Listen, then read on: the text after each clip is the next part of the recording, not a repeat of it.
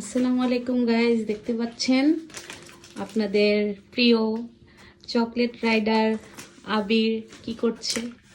আসসালামু আলাইকুম গাইস, আমাদের আসলে চ্যানেলটা তো আমরা বাইক রিলেটেড ভিডিও ছাড়ি, আমাদের লাইফ স্টাইলের কিছু ভিডিও আমরা ছাড়ি। তো আজকের আমি আমার ওয়াইফ সাফা দুজনে গেছিলাম হচ্ছে একটা সুপার মার্কেটে।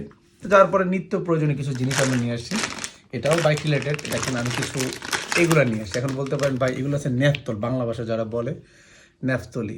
তো এগুলা কেন ইউজ করবেন, এগুলা আমার এদিকে যেটু খেয়াল করেন, এই যে আমার কাছে প্রায় 4-5টা হেলমেট আছে, যেখানে এগুলো সব হেলমেট।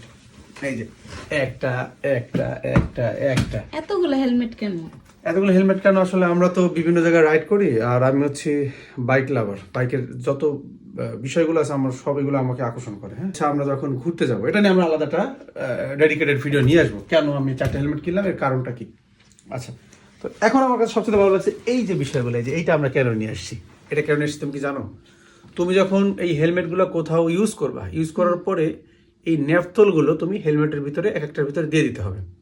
তাহলে তোমার হেলমেটের ভিতরে যে প্রবলেমগুলো, ওই যে গন্ধ আসবে না, তারপরে যে ওই যে বিভিন্ন ধরনের যে ইয়াগুলো আছে গাইস, ওই যে আপনাদের এই হেলমেটের ভিতরে যেগুলো দিয়ে রাখেন, তো বিভিন্ন ধরনের আপনার যে সার পোকা আছে, ছোট ছোট যে পোকামাকড় আছে, এবং এর ভিতরে আপনি যদি একটু রোদ দিয়ে এটা এই করেন, তাহলে এটা অনেক উপকার পাওয়া যায়। এই জন্য মূলত আমি এইগুলো কিনেছি। আচ্ছা, আরেকটা জিনিস আপনাদের সাথে শেয়ার করি, সেটা হচ্ছে এই জিনিসটা। কি এটা? এটা আসলে আমি জানি না, এটা ভিনেগার টাইপের কিছু, এর ভিতরে শসা, এই যে এই শসা দিয়ে রাখা। তো এটার প্রাইস রেট 440 টাকা না, আর টোটাল ওটা তারা নিচ্ছে হচ্ছে ভিতরে 490 টাকা। তো এই আর কি। এখন এই জিনিসটা আমি কখনো ট্রাই করি নাই। মোটামুটি যদি দেখা যায় এর মধ্যে কয়েকটা শসা আছে, এক্সপেন্সিভ ওই হিসাব করলে। আমার শখ পূরণের জন্য আমি এটা নিছি আর কি। জাস্ট শসা শসা যদি হিসাব করে তাহলে কয় টাকা শসা আছে? 50 টাকার তাও হবে না। এরকমই হবে। হ্যাঁ, আচ্ছা, তো এটার ভিতরে একটা লিকুইড দেওয়া আছে এবং এটা ভিনেগার থাকে।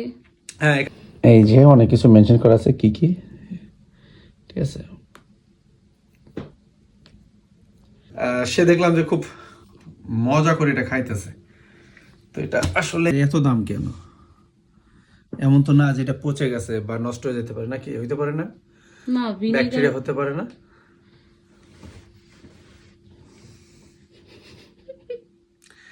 সত্যি কথা বলতে কি, এটা নতুন একটা এক্সপিরিয়েন্স হবে। মানে আমি তো এটা খাই নাই, আমার কাছে কিন্তু গ্র্যান্ড অত ভালো লাগে না। মনে হচ্ছে এতগুলো টাকা নিয়েছে, প্রায় 500 টাকা। গন্ধটা আমার কাছে একদম ভালো লাগে না। এটা তো শসাই, জাস্ট শসা, কিন্তু এত দাম কেন? একটু পানি বা এটা কি ভিনেগার একটু নেই নাকি, তাহলে তো এটা জমবে না। এটা যার জন্য করে এটা নিয়ে, ওয়াও।